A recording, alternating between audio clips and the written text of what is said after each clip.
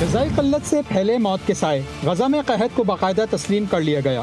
بھوک کے نگراں عالمی ادارے نے خبردار کیا ہے کہ شمالی غزہ میں قحط پھیل چکا، آئندہ ماہ وسطی اور جنوبی علاقوں کو بھی لپیٹ میں لے لے گا۔ رپورٹ میں کہا گیا ہے کہ 2.5 لاکھ فلسطینیوں کو قحط کے بلند ترین 5ویں درجے کا سامنا ہے۔ نصف آبادی یعنی 17 لاکھ فلسطینی 4تھے درجے کا شکار ہیں۔ اقوام متحدہ کے سربراہ انطونیو گوتریس نے انسانی حالات کو زندہ جہنم سے تعبیر کیا اور کہا کہ بحران معمہ نہیں کہ اسے انسانی ساختہ آفت، اخلاقی جرم اور انسانیت کی ناکامی قرار دیا جائے۔ انہوں نے کہا کہ بین الاقوامی قانون کے تحت اسرائیل بطور قابض طاقت خوراک اور طبی امداد تک رسائی کو یقینی بنانے کا ذمہ دار ہے۔ انسانی حقوق کمیشن کے سربراہ والکر ترک نے کہا کہ غزہ میں قحط اسرائیلی حکومت کے اقدامات کا براہ راست نتیجہ ہے۔ بھوک کو جنگی ہتھیار بنانا جنگی جرم ہے اور اس کے نتیجے میں اموات جان بوجھ کر قتل کرنے کے جنگی جرم کے مترادف ہو سکتی ہیں۔ اقوام متحدہ نے غزہ میں مکمل قحط کا باقاعدہ اعلان کر دیا۔ بھوک کے نگراں عالمی ادارے نے خبردار کیا ہے کہ شمالی غزہ کی پٹی میں قحط پھیل چکا ہے اور ستمبر کے آخر تک وسطی اور جنوبی علاقوں میں پھیلنے کا امکان ہے۔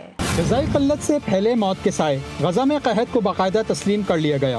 بھوک کے نگراں عالمی ادارے نے خبردار کیا ہے کہ شمالی غزہ میں قحط پھیل چکا، آئندہ ماہ وسطی اور جنوبی علاقوں کو بھی لپیٹ میں لے لے گا۔ رپورٹ میں کہا گیا ہے کہ 2.5 لاکھ فلسطینیوں کو قحط کے بلند ترین 5ویں درجے کا سامنا ہے۔ نصف آبادی یعنی 17 لاکھ فلسطینی 4تھے درجے کا شکار ہیں۔ اقوام متحدہ کے سربراہ انطونیو گوتریس نے انسانی حالات کو زندہ جہنم سے تعبیر کیا اور کہا کہ بحران معمہ نہیں کہ اسے انسانی ساختہ آفت، اخلاقی جرم اور انسانیت کی ناکامی قرار دیا جائے۔ انہوں نے کہا کہ بین الاقوامی قانون کے تحت اسرائیل بطور قابض طاقت خوراک اور طبی امداد تک رسائی کو یقینی بنانے کا ذمہ دار ہے۔ انسانی حقوق کمیشن کے سربراہ والکر ترک نے کہا کہ غزہ میں قحط اسرائیلی حکومت کے اقدامات کا براہ راست نتیجہ ہے۔ بھوک کو جنگی ہتھیار بنانا جنگی جرم ہے اور اس کے نتیجے میں اموات جان بوجھ کر قتل کرنے کے جنگی جرم کے مترادف ہو سکتی ہیں۔